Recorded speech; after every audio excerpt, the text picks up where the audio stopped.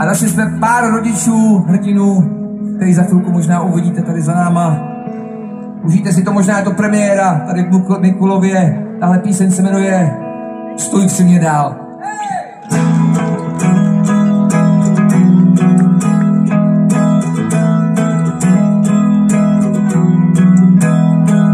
Od pondělního rána do pozdní neděle 24 hodin denně pod ustékám po čele.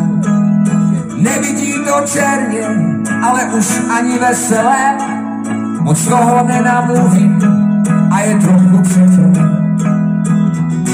Ve fabrice na krásu stojí anděl u pásu.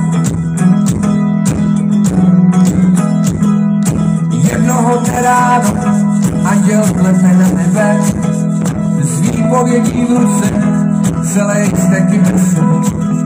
Přes honbu za penězi už krásu nevidí, hádaj se a kradou a už se ani nestydí.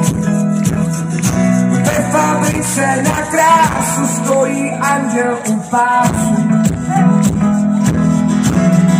Stůj si mě dál, stůj si mě dál, i když můj svět mají zbývat.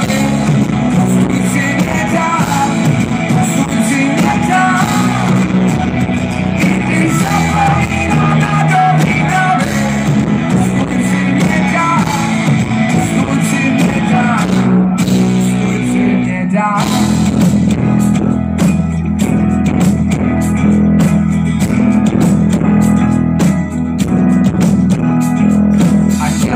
Hlavu, co bys čekal od lidí, když už si všimnou krásy, nechci závidí.